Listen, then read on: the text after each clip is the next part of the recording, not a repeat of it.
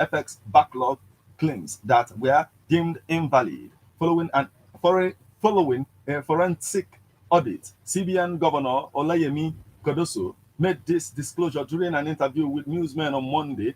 Cardoso said the audit conducted by Derrite revealed irregularities in the documentation and the qualifications of entities claiming part of the backlog. He said that the Apex Bank identified issues with a significant portion of their claims and noted that these invalid claims were due to various irregularities, including missing import documents, non-existent entities, and inflated requests. We contracted Derrite management consultant to do a forensic of all these obligations and to actually tell us what was valid and what was not. Of course, we were committed to ensuring that we would pay all valid transactions, Cardoso said. The result came out of this was startling in a great respect. It was quite startling.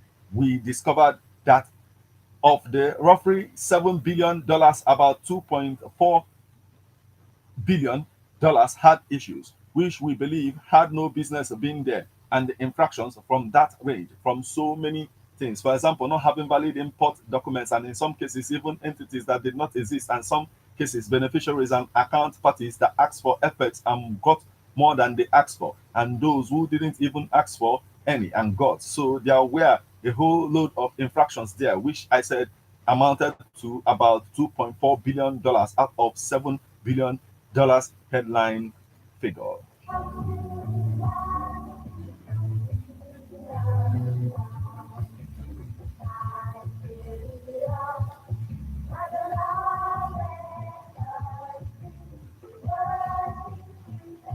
Still on economy, on our political space, poultry farmers lament loss of 3 trillion naira investments to prevailing harsh economy. Poultry farmers nationwide said their members lost more than 3 trillion naira investment from the prevailing economic hardships in the 2023 in the country. The farmers, under the aegis of the Poultry Association of Nigeria poultry farms across the country, the sector has lost over 3 trillion naira. This is because in each state we are losing actually 6 billion naira. So rounding it off, we have lost trillions of nairas across all value chain of poultry sector. We just want to continue to urge our members not to quit the industry in spite of the difficulties being faced, Yola said.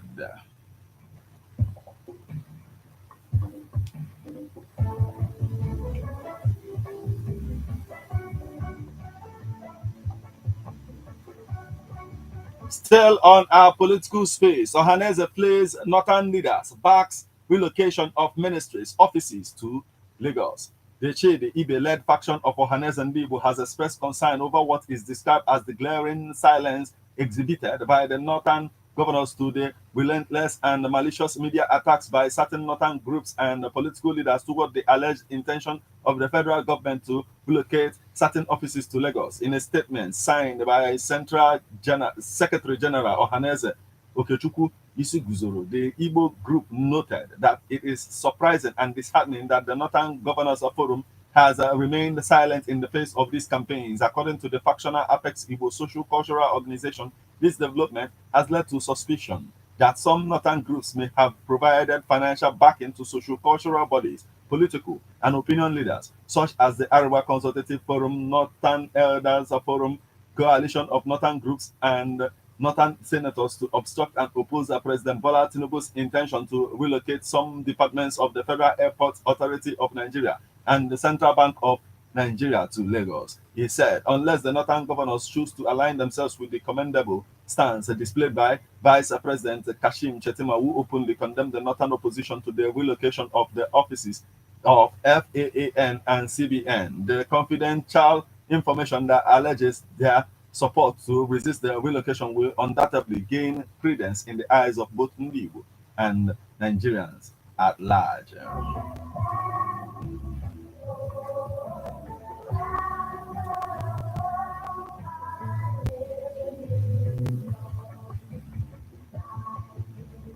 And the next story we have for you this evening, women stage protest over hunger, cost of living in Niger. Some women on Monday morning took to the streets and blocked the Bagungu axis of the Mina Bida Road in the Niger State capital city protesting against hunger and the high cost of living. The women, carrying a placard with the inscription, "No food, we are dying of hunger," demanded a better condition of living and reduction in cost of living for the citizenry. They accused the political office holders of insensitivity to their plight, inability to feed even once in a day. The protest has caused traffic gridlock on the Mina Bida Road, which is a link road to the southwest part of the country from the north central. Our correspondent reports that there was commotion at the scene of the protest as at the time of this report, as policemen fired tear gas canisters to disperse the protesters.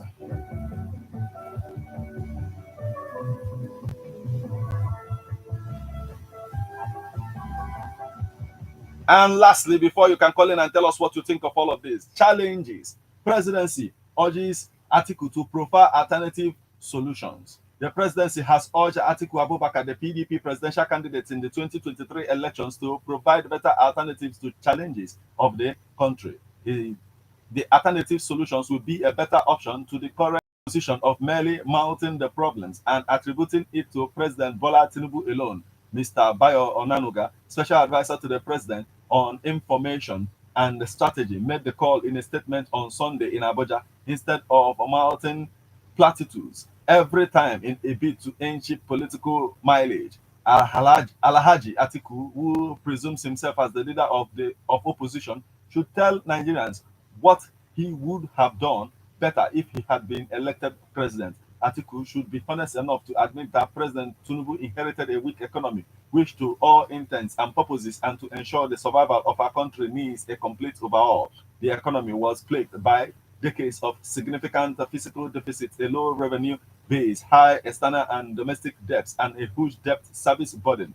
The national budget Tinubu met in 2023 showed that 97% of the revenue was to be spent on debt servicing, with little reserve for capital, thereby foreclosing growth and jobs. Onanuga said that Tinubu has been facing squarely the myriad economic challenges of the country since assumption of office in May 2023. He said that the issue of oil subsidy removal by Tinubu was a strategy all the major political parties candidates outlined during the 2023 election as a way to resolve the challenges of Nigeria. He said that Tinubu, rather than take the easy options of maintaining the status quo of economic profligacy, chose to keep the economy afloat and set it back on the path of growth and prosperity.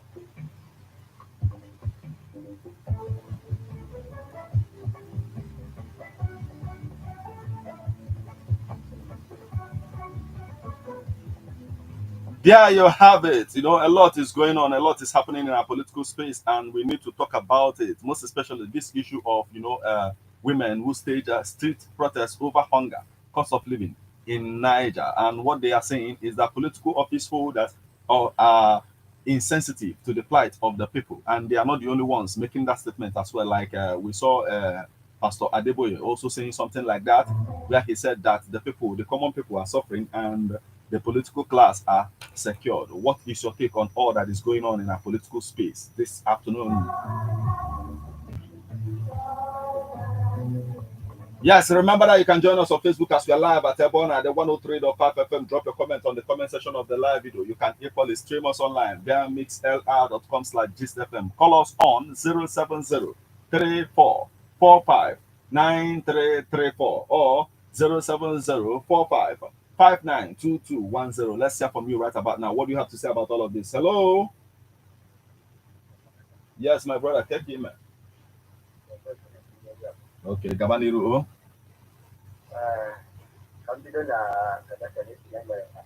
Mm. Yes.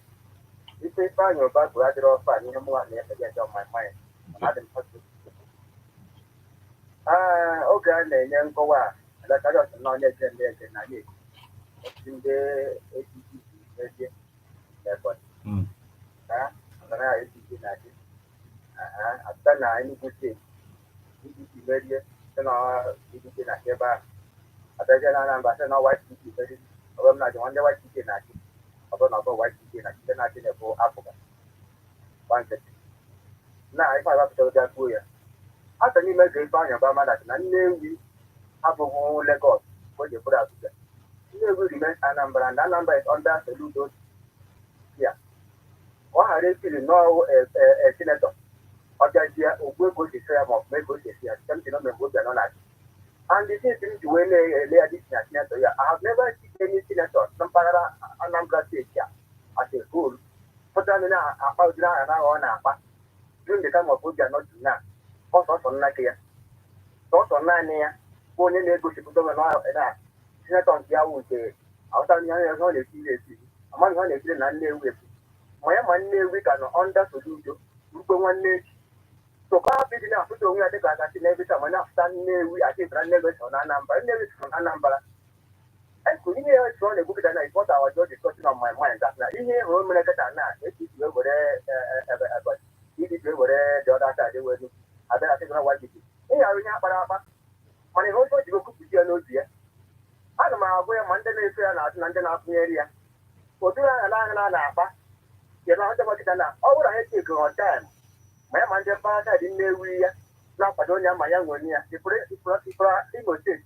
ga-awụ ebetalite. So ihe na suspect bụ na maybe ndị win si from YPP na very soon ha ga-get defect to APC. Is that what you're suspecting? Ihe akpara akpa maka na ọ bara APC ọja ka na APC wee baa anya you can do as you like. Kedu ka Nnewi kedu ka a ga-esi nwunye onye nọ na APC was gọvanọ si nwunye ebe ahụ agbata na Enugu steeti asị na PDP nwunye ebe ahụ ataje na Anambra asị na YPP jere ndị ahụ akpụrụ ekpuchi ebiri ya na Anambra steeti ọkpachite a na-emega onye nyere anya ọja a na-ebe onye pụtara nnukwu osiri ndị anyị a na onye akpọrọ ya awa just notice to them mgbe a na-ajụ ese ndị anyị asị na ndị mebere that na orders from above which of above mana ọ otu ọ na-esi adị na enwe na election ndị amị ga-anọ na round to secure the place ọ bụ ọzọ otu ọ na-esi adị ndị anyị nọ na ndị anyị adị police oge who orders for those army asị na the order is from above which of above ya ndị anyị mebere not from above ebe aka na mmiri da nọrọ achọrọ m ime ka ike anya gbawata ma ya ma ndị na-efe ya nọ azụ aka ala ha na-akpa echechiri ọtaim ifra Anambra steeti ya ihe a na-eme n'Imo steeti Imo steeti ga-awụ ebetalite the content nke ga-eme Anambra steeti thank you so much ebe ndị a na-eje ka anyị nabatakwa ndị ọzọ ma ndị agha ndị na-efe ya nọ Nnewi remains Anambra and Soludo dị Mandalụ, thank you.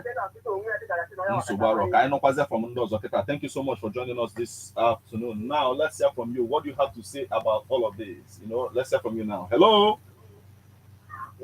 Hey, my brother. Take care, man. Good afternoon, my brother. Apa gị na-ebi sa akpọke gaba n'iru? Okay, gaba n'iru sa. Ana m asọpọtụ ndị na-eme protest na Niger steeti ụmụ nwaanyị for now. Ana m encourage others ụmụ nwoke ma otu ọkwa na other steeti mana njem amaala develop ways ordinary poor suffering Nigeria si agaghị nọ na eblọk road dịka si wee na-ekwu ma mgbe a na-eme that ọ bụrụ ya eblọk ụzọ onye awa na-ata afụfụ ị na-ata for the ultimate otu o si eme protest dị gaa direct ndị pụtụ oke into ebe na-atọpa ọnya ka ji wee na-akpọpọ protest in Niger State movement to the canal the governor of that place. Iru government house. Otu government house na Anambra State dị na express. Ezigbo anọdụ na Iru government house. Peacefully na-eme protest but na that place onwe ndị ya stove na-esi nri ịkros apụta na express bụ ọ dị onye nwa ife onye nweta ebe a na-ekwesịrị blọk because other people are suffering. No one did the arrow na ya ga understand. So if you raise your movement or down some people down, or down some people let the back again with the money, one day or one day for that one, or Agua, Caliato, the government house, the House of the State House of Assembly. I've lost what he and only rule that place. They made the protest. Day and night. Because I spent up down on this Pulamara out there in the Masaga. Buhari no, the Tinubu William Senate President and Luke Bako. He takes young Baba to Webanon. The Puno taxpayers' money. Capacity, you want to spend all this while. So, Bama on this now. But now, it's in a fire to eat again. You can't work for us. Don't worry, this is about on the level. Win the election. Most of them when that law can driver. Oh, well, rider. Oh, and the ordinary people have to win this election. Get in a man about that one.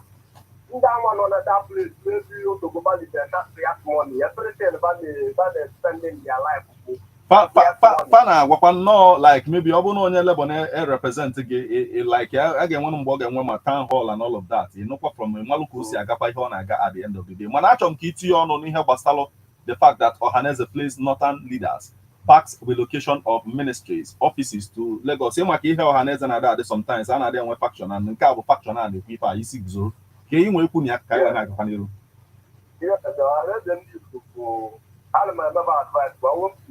If you know about the art, if I bought more than I bought, now I talk about war, and I am going to about look with the attack the man.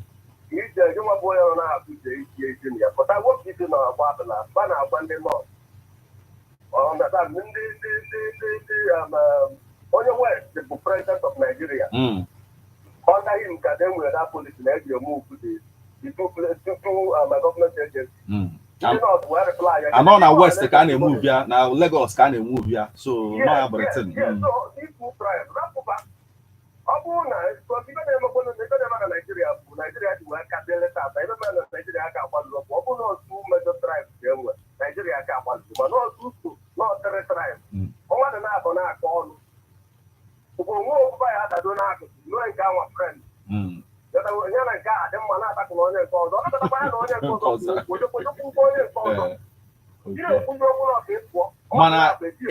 Mana na ọbụrụ political and ọbụrụ kwa maka tribe not just ka e wee nwee ike court workers ka e ji wee move those offices to Lagos.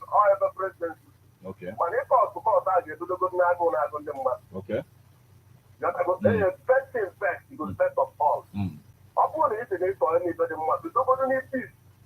So I am advice on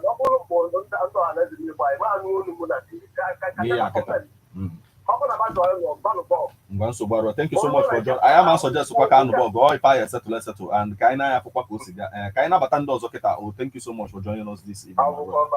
Thank you. Yes, Dalo. Yes, let's hear from you. What do you have to say about all that is going on in our political space this afternoon? Hello. Yes. All the welcome, sir. Biko Gabaneru sa o. Ndị na-ekwu okwu maka improve Buhari maka $3.4 billion.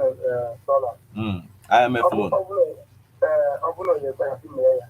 Mmekwu oji ndị ọzọ niile aka na-ekwu na ego dị anyị n'ike akụ a na-atụ na Tinubu degidere ihe ike ike. Onye oge ike gịnị ka o mere? Ọ degidere ihe ike na ọgba niile ka nwa ka nke ezigbo ike ka a na-akpọ ya n'ọnụ.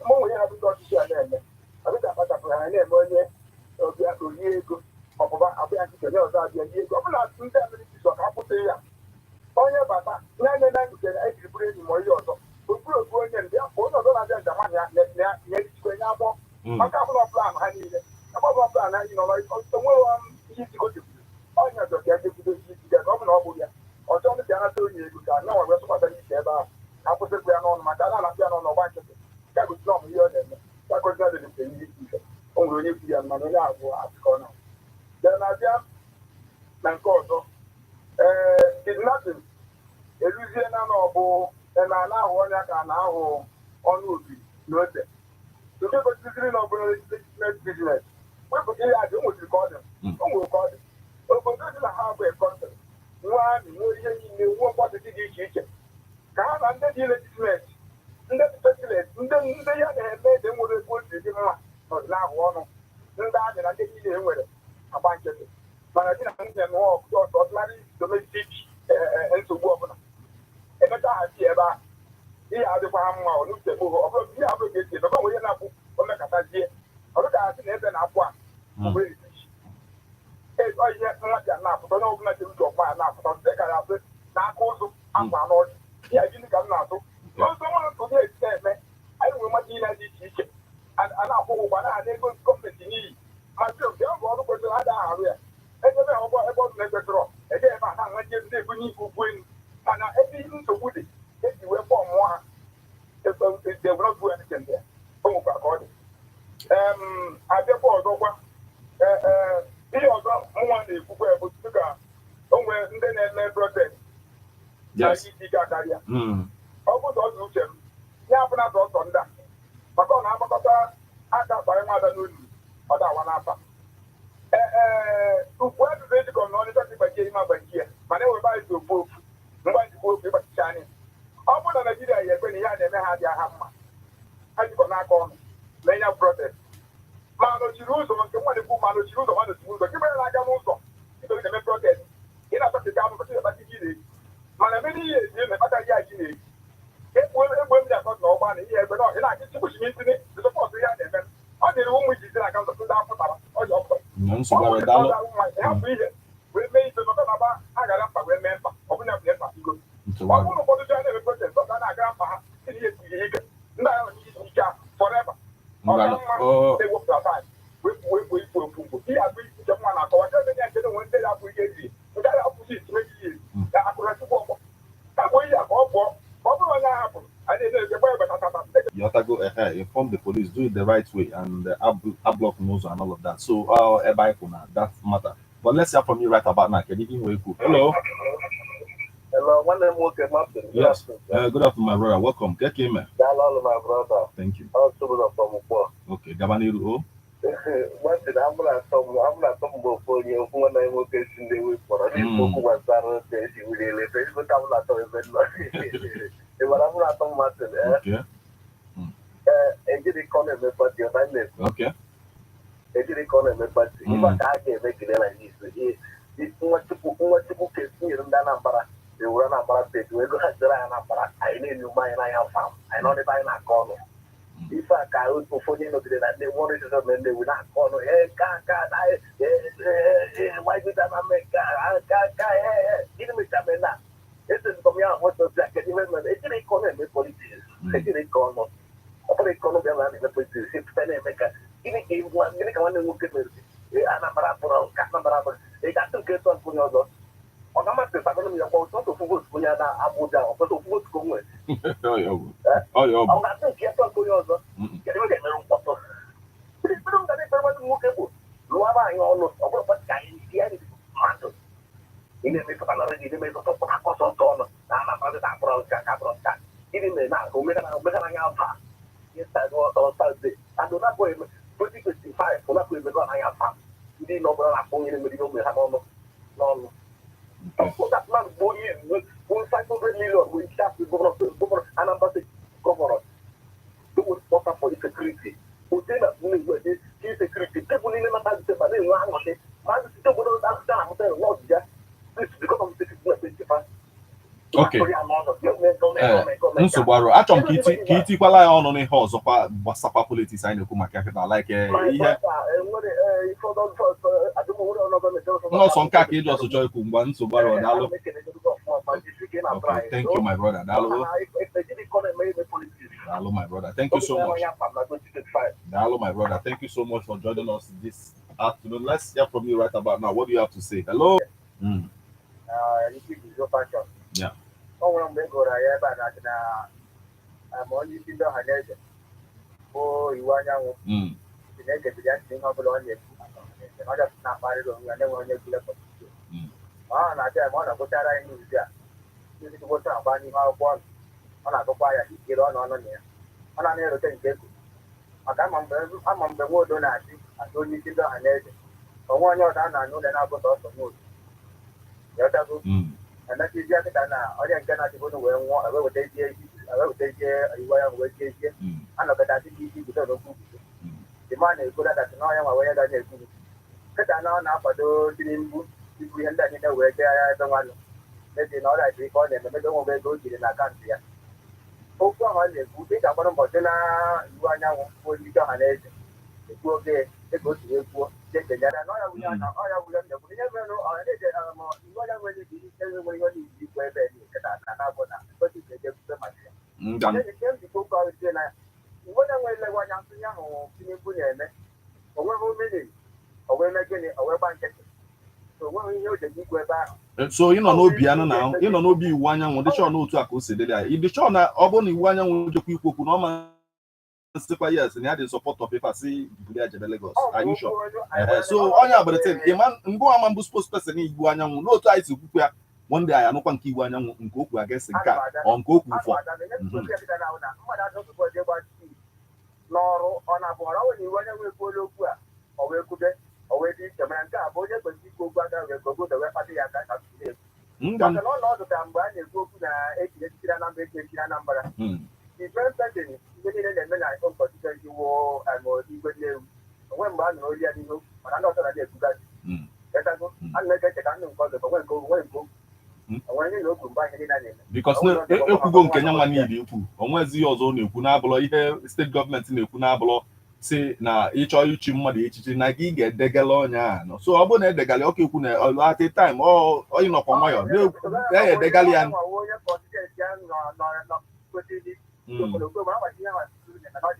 nsogbu arụrụ ka anyị ga-alapụkwa ndị ọzọ ka ha bata kịta iwu anyanwụ onye kwesịrị ikpe okwu onye isi obodo na-ekwu enweghị mmiri maka ọ na o nwere mere ọ ka ncha butere na akwa ịbọm ebe ọ dịbụ na ebe ọ dịbụ bifọ ọcha Abuja na Lagos ebe ọ mara na onye ọ mara ekwu nsogbu arụrụ daalụ na ebere eze nyere ya nke a ka ha ya maazị mana ọ bụghị ihe dị ka ịkọ ọnụ dị n'ime ya anaghị m akọ ọnụ ihe m na-agwa gị nwe pịọ nkata ọbụla ọnụ nwa na-akpa na Anambra ebe a ka mma ọ na-akpọtụ abụghị ihe ịkọ ọnụ amaghị m ya aja ịkọ ọnụ ma iji m na-agwago ihe m kpọrọ amaghị politika azọ ọwụ nna m dịka anụ onye ọba akpati ma na nwoge ihe m na-apụta yọtago maka mgbe onye ete gị ịghachi ma ọgịrị na-eme ka anyị nabatakwazi ndị ọzọ kịta. Thank you so much for joining us this evening. Yes, let's hear from you. What do you have to say about all of this evening? Hello. Yes, welcome my brother. Kekime. Good afternoon my brother. Afa gị na-ebisi akpa ike gaba n'iru o. Gaba n'iru sa. Ihe m chọrọ ibudo bụ ọdọmatịrị ihe a kedu ọhaneze ndị Igbo kwuru abụ ya faction of ọhaneze na-ekwu ihe o kwuru agba ka obodo ada ise ekwuru n'obi ya na-akpọ ka o wee dị mma ihe ya niile a na-eme na-akpọ ka o wee dị mma asị m kwuo na ihe bụ ihe a ya eme abụ ihe ọ na-akọwa na mbụ ka ndị Hausa hapụ ndị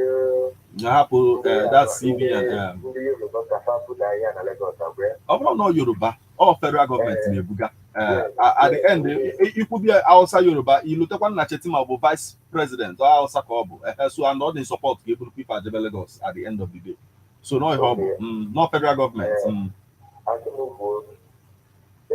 hapụda ya dị hapụda ya dị onwe m mgbe Nnamdị Kanụ nọ n'Abuja mgbe anyị ahapụ Nnamdị Kanụ n'Abuja anyị amagbanye ihe eme Nnamdị Kanụ dị and onwe Tinubu bịa bụrụ mkpọrọ Nnamdị Kanụ ga-agba Abuja ma anụ ya ọbụzi ezi Nnamdị Kanụ dị na Hausa so asị m kwuo na ihe ọ na-ekwu ọ dị mma ya pụta ya dị ka ndị echegbula ọzọ na-ekwu ihe gbasara protest ndị mmadụ na-eme na Niger State ọgọmatị asị m kwuo ihe a ndị a protest a dị mma onye ndị na-eme protest hapụ na-aba mba na blọk dị ụzọ ọ dịghị agwa mma ozugbo ọgwụ ụfọ aga niile na-aga onye ahụ na-emezi protest abụọ na-ata ụfọ hapụ ihe ọ na-eme mana onye na-ekwu otu o si kwu na-akọwasị the peaceful ka a ghara imelụkwa mmadụ alụ at the end of the day then ihe abalị achieve so obodo mmadụ na-adị emerụ arụ mmadụ ga-anọrọ onwe ya were ije mmadụ na-adịghị obodo ndị a na-awụ mmadụ na-awụ mana ọ peaceful ọ na-adịkwanụ maka anọdụ in a chaotic situation a na-eme ya violence onye nwanụ ọ peaceful maka ablọk kụbakwa n'ụzọ ọ dịbago violent ọ ya ọ bụ ịma ndị ga-ebu protest a mee ya ka ọ dị peaceful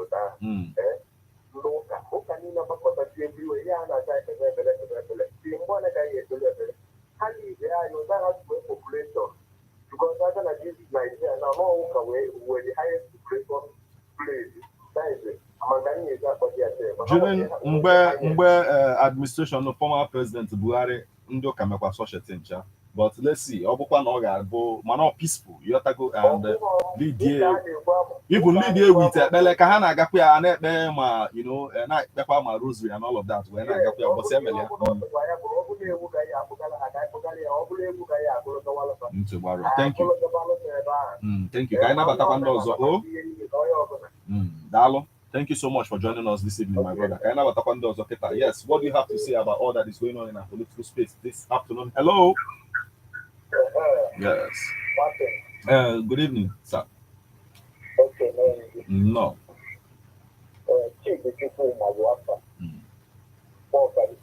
Gabani Rusa, oh.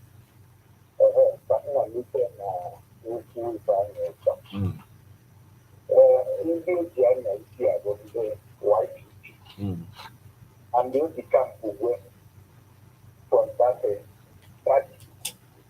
year to year opportunity or everything else will become wire by APC.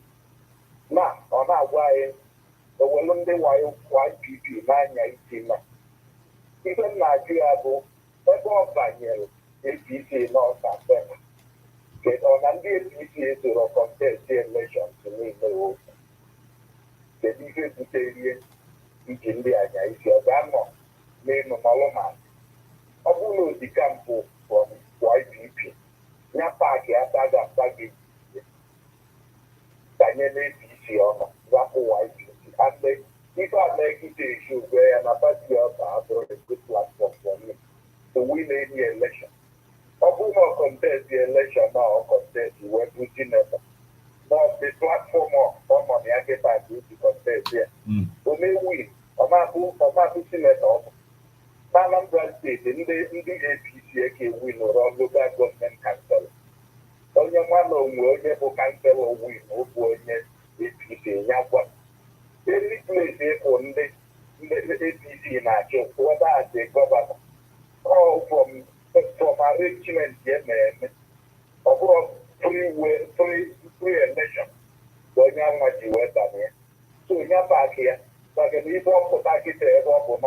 What about nke ikwu kịta ka ekwanụ maka Benue APC win and the people are happy about it's anywhere APC by now so nke by ngwa na-aga n'iru steeti nsogbu arụ na-aga n'iru. Southeast is the region, okay. I'm talking of Southeast, particularly Anambra State. Is anywhere? You said anywhere APC win an election. In the Southeast, you can say. In Southeast, anywhere in the Southeast. Managani State. Okay. In short, the question gets up, okay, where the ultimate power in Nigeria. On the terrorists for president, or on the police, on the army. You kidnap one mother, kidnap one driver. You just driver, you now ransom of 15 million from innocent parents. I go, now about what then we demand their private right. Only the private right, yes, you have a loan or something, carbonated something. Energy drinks. As per my own carbonated. And they don't know. They go from that, if you have a loan or secret. If I go on the phone for that, she also met. That may be that. They don't be not in charge. Or these people who be kidnapped and they charge. Now Nigeria get a for president, on the army, on the police. They don't be power. Now Nigeria get that. Of this way, the other. bana control everything.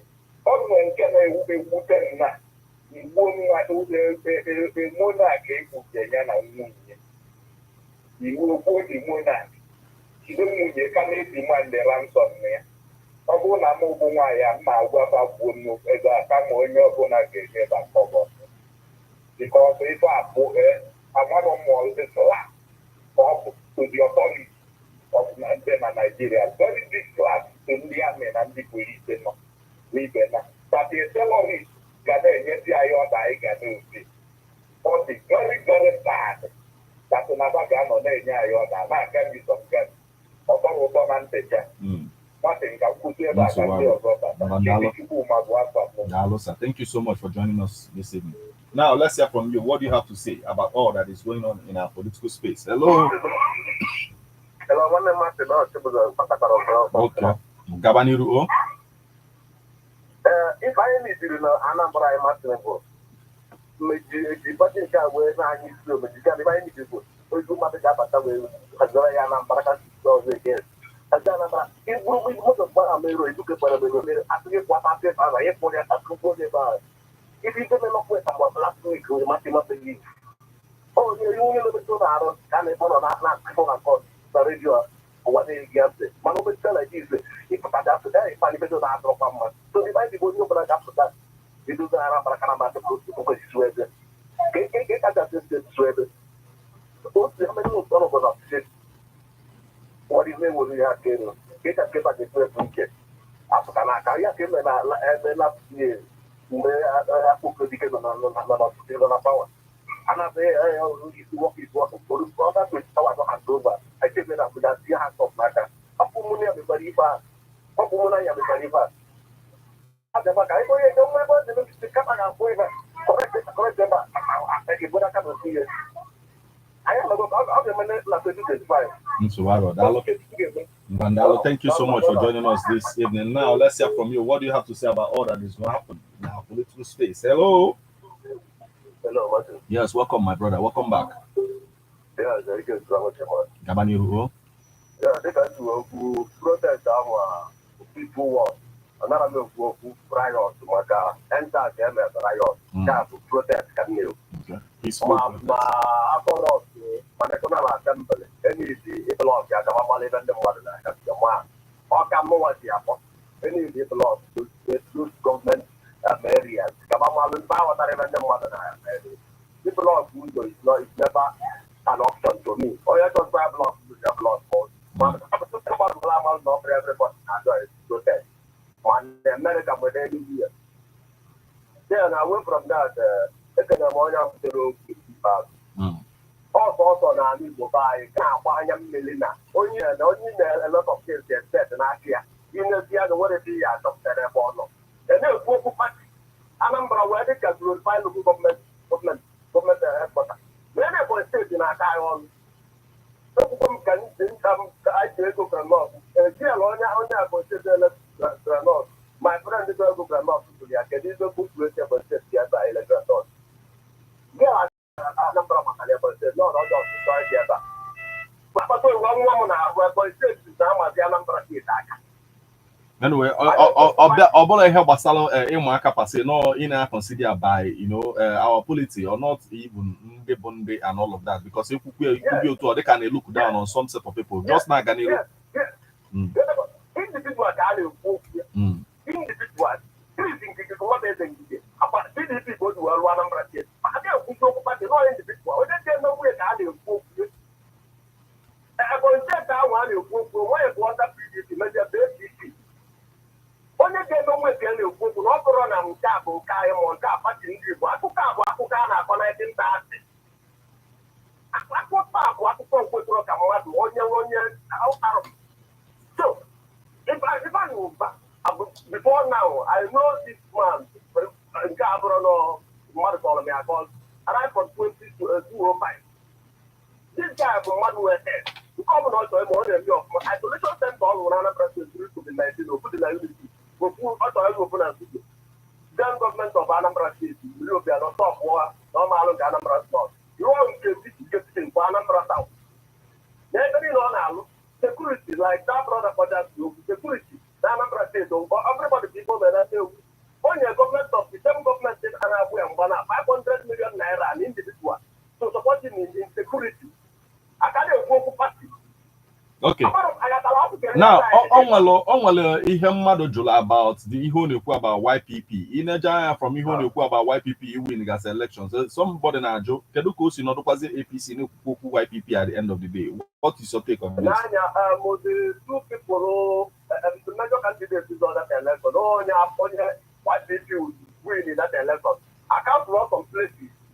Only APC in the distance, but my mom has not happened.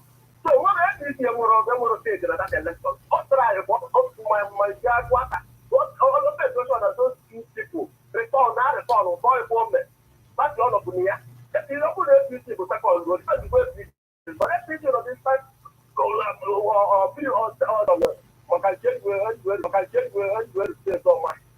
before the 9,000 APC was at that place. Only can left of organic or African to 5,000 or so. They got arrangement for something thousand against 5,000. The other day, so you work with this. What is this mentality? That's why when you want to get up, you are going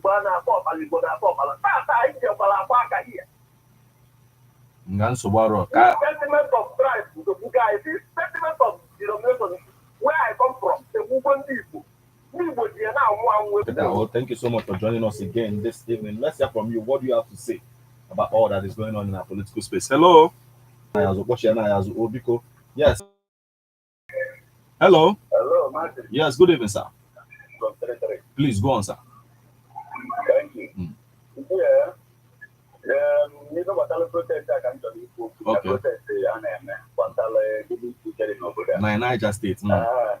Yes, and I if I go good way to go. My name is going to go there for I know take a guy in the if I now go to the teacher over there, I protest. My name I get a phone over there, and make it get away. And then when you get right, maybe I will start that up in the Lagos. Because then I think about India, get to know, no, one night, I just thought I make your check. People hear that no one and they go right, same price, no one and they go well, same price. I get things up, boy, over and on it. And I come and get that even the available you cannot because of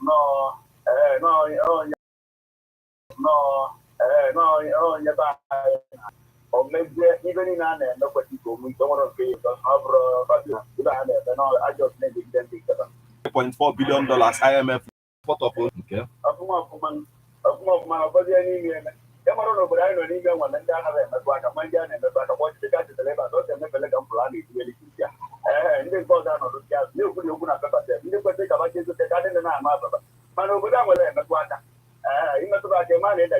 Here, I investigate Minister of former Minister of Aviation. You know, at the time, in apart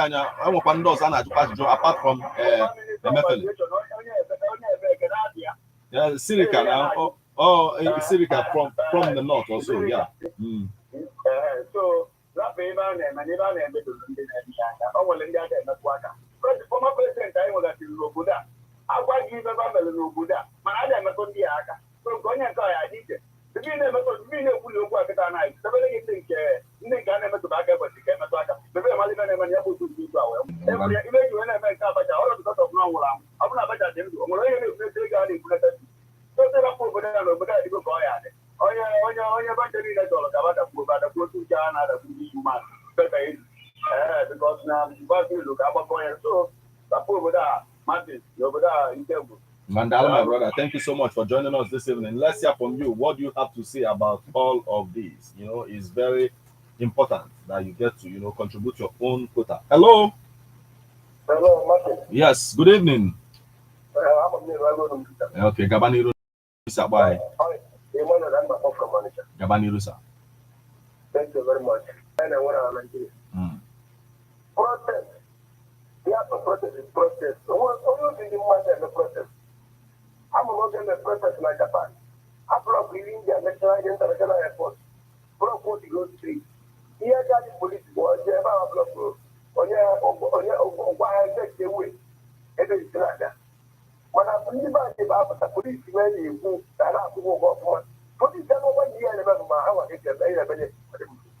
mana ha pụtara na-agba m nwaanyị what a country. That you also not do. I'm ya bụ country ka nọ ya o. Onye onye is in the country. They get 50 million naira. Or when you get to right, put it together, put it in one. But I'm almost getting it from Bawa. What are going to customer speak? Don't go ahead. Yes, my camarade. How much do you think about it? How much do you pass off Gary? He had it when he had it. Then he has not to do. Yeah, you put a woman in that deputy, can you get to a deputy? Or put to the deputy? Or play the deputy about it. What are some of the other men when I got someone?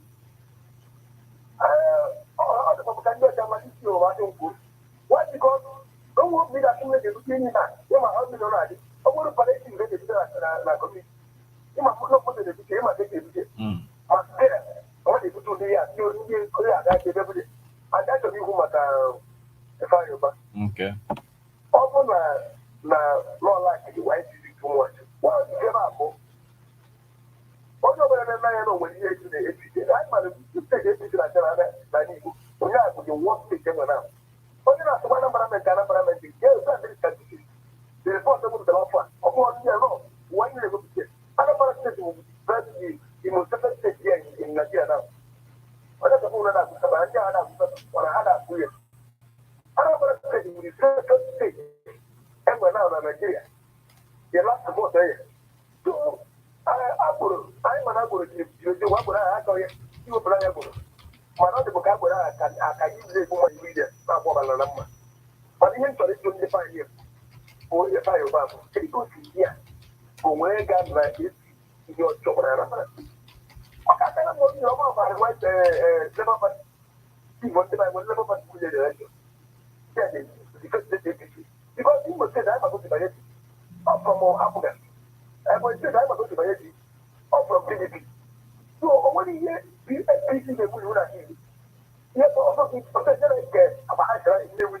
and that was the last time. You know, you never done, and you can never not done. Okay. Thank you very much. Thank you so much for joining us this evening, my brother. We need to hear from you. What is your take on all of this? Hello? Hello, yes, welcome, my brother. Welcome back. Gabaniru. Meta. I think I did a operation center around that. One night, okay, all your days go to that. It was the new way. Then I get my paroda. I'm ready. But anyone who teacher, you can enter my duty. Easy now, you go to Kenka around. I can take 1 minute. Like our name is man. Yes, super. I don't just put them in. So you will have to go. If they buy a forgot you on dollar that ever. I don't know, I got a detail super.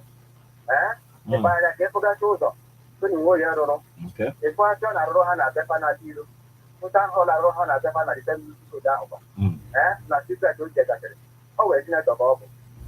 Maraka no yan cannot health center cannot you could be nice. One more many people don't go put on a borrow. Yes, when can they just come up at it? You go to the way narrow, never back. Or a borrow. Or where you put on the area. That's a bank road down here just the doctor. Where was the day that one happened? I get to the borrow. Came up with the road, the book I did on the borrow. Kama can get up or move up at you by Academia or Bushi. Put on that new negative, man get up with that devil with a touch on. For over. More than 30. If you run about, you never manage it, you really never or them. Oh, do Jana. Or we need them to see near the like an unto here. Or we fight that. Where you there or I'm talking on our corner. But you won't win on that white number 2. Can you make it up on your own down? Onye age ọgbake mana kpamkpam so ihe akekọ ome na nke okwechiri emeka ewepati wee nye ọchịchị onwe gịnị bụ jigba nkịtị ọ na-eme na nne ewu isi dị menọ nta soludo kọchịchara ọya nwa na-achị na onye na-eyibi onye wetọ dịbụrụ dịka nọ nta soludo yetago so kpatara ihe a na-eche ndị mmadụ confusion onye eze na nkọmejeme nke a ife ahụ a na-akọ bụ akụkọ ogologo akụkọ Soludo na Soludo ha bụrụ ori ha bin bifo Soludo den na-eche mgbe Pericom ezugoli n'ọnụ ịma onye Soludo nwụ n'aka mgbe ebuliri Pericom elu n'ọtụ weta Soludo ma onye ọ bụ nobody knows this iji nwegotekiri ihe a taazụ ndị a na ihe ndị a niile na-eme Anambra otu ebe mebere ndị isi akpa e nwere n'obodo amamadi ya and ha na-erite elele na ya ọnya kpatara enwe onye ga-ekwu okwu na ya they can never talk. So don't come here to tell us that Soludo na have the upper outfit before Soludo. About that, and the Soludo can never talk. It doesn't know Okike Korea. No more Okike Korea. Yes, you are aware that Soludo and Samoan. Soludo is not a problem. Landed generation, and negative better. One generation, and negative better. Soludo is not a problem. So when you hear that Anambra State today under Soludo, that is not Soludo with the court. Now lie. You better than the name. When I'm on the Soludo, we go today. Ebe ndị achịcha na onye ga-apụga ketika gbasara anya ya ọ ga-eme otu ike kwere ya ọ bụrụ na ịchọ ka ọ kwụsị ị nwere eche na ebe gị tọgị igwe bọrọ na-akpọ ya na-eche gịnị kpatara gịnị na-eme ị na-eche Soludo ka ọ tara ọdụ dachi na ada joining us again this evening. I don't know from you. Let's hear from you now. Hello. Okay, welcome back.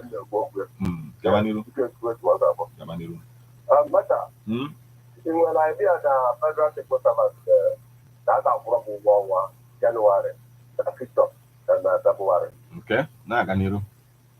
Oh, yeah, civil service, that's an event of party. More than you were able to. In the process, Japolo is there for the all. You are one of the young people who on your speak out is feeling their way. Our poor subsidy. All January, I know. Most to other and critical after that Christmas up till now. It's the Mononia Chiamaro, but you put down. This act that this is instituted in a higher order. Non-talent to the paper.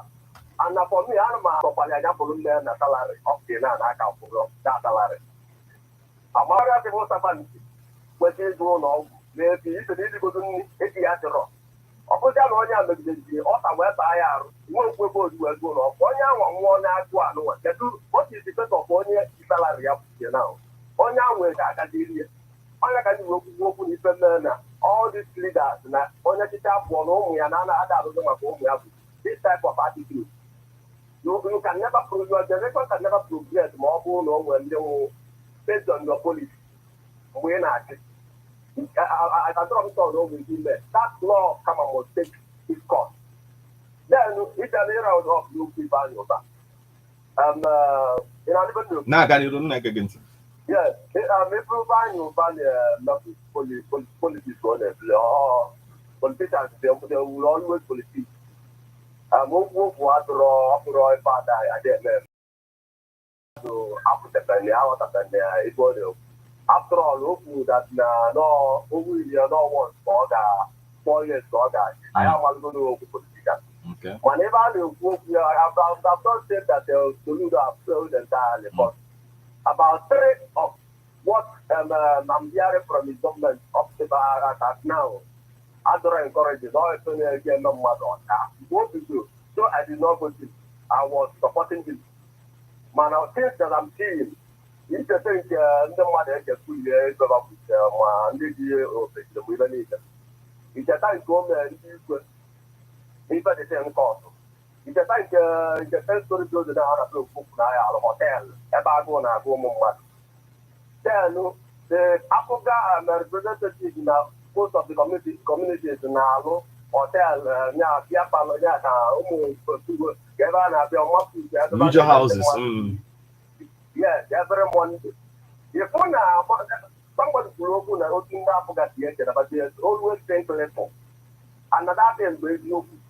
Can you carry me? But we are like I am not Jennifer and the number now, no good about number of people. You can, or you will see to a fight that honka. So, we must get joy of that price. Okay. What is always going to be for People who are testing our wall, please. I don't go for the government in rules and when you know that I know it's not government to real over and in this one. And I take the good to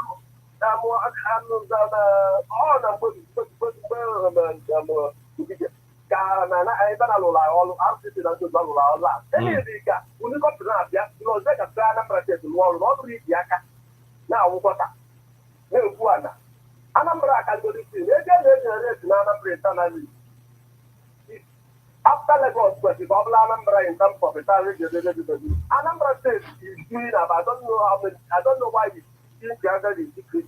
Lagos State in Japan is here for you to see. But Something billion naira. yes, apart from all of these things, at the end of the day, one of the places here in Yakwa Credit, I will here Basta Security, the last callers we you know. My brother, if I don't say a lot of money.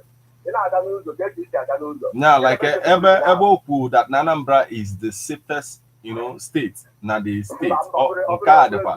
And when such reports, Anambra go. And when such reports. My brother, only report must be from neither west. When you put it back, continue living in Yes, I know about that. Yeah, I know about that. Oh, thank you so much for joining us this evening, my brother. Yes, we need to hear from you. About Fubara's loyalists are charged for terrorism. What do you have to say about all of this? Let's hear from you now. Hello. Yes, welcome. I don't have insight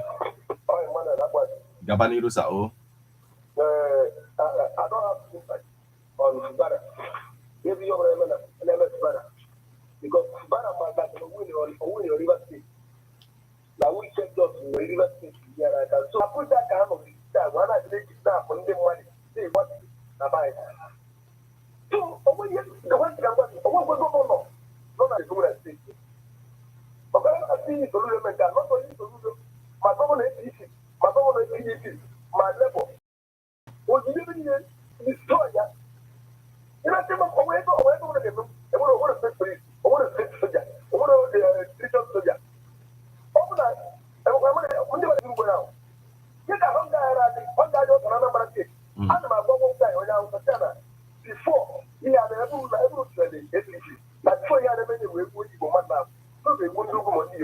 No, don't help you to my brother. No, we are all in this way. You know, just Ganiru conclude where I when we can have a and sometimes I know you do on webe mmadụ ekwuru okwu ọ dịka onye a na-ekwuzi okwu ka ọ bụ Chukwu mana ọ Chukwu ga-edecide ete ga-emekwa last yes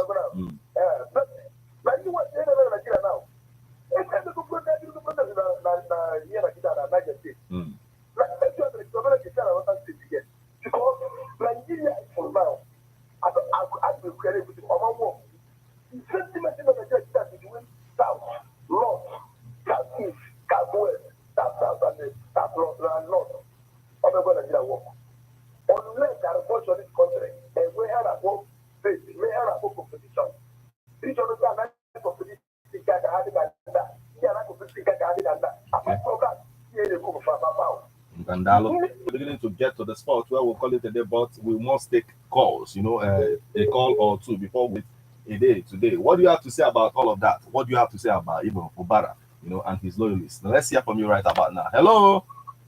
Welcome back. Yeah. You get what I protest here too much here. I thought you are going. Even you make protest about that. They shake your government, they can have matter. Even I can make money. But who do it go? When you're not to say a block. But what if you know the protest, they can have you with such things. But I'm only check the when we run our red shirt. Yeah, protest here, and who do it go well. But if you're not going to see people, you have one carbon for occupation.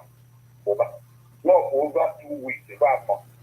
How no ever na cause a problem or maybe in the process nana people should back our cause of the government organize anti protest because they are ideal.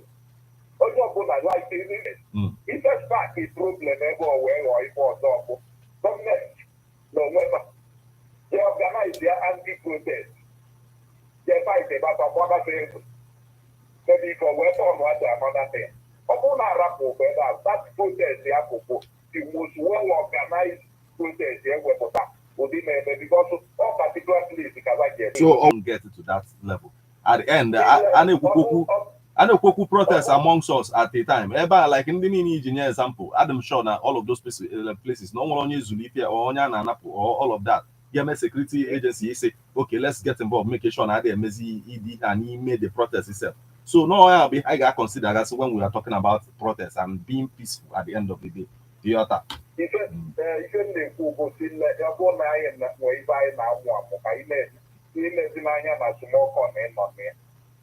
Being carried away by emotion and sentiment. Thank you. Thank you so much for joining us this evening. And this is the spot where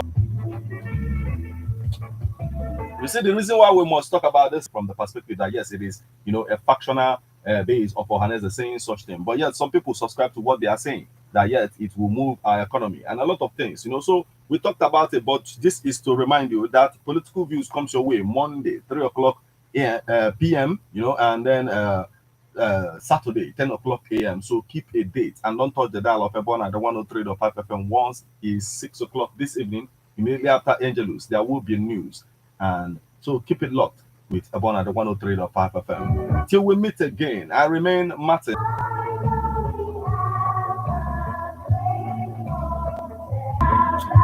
Man, a political animal. That's why we all have our FM. Martin, if I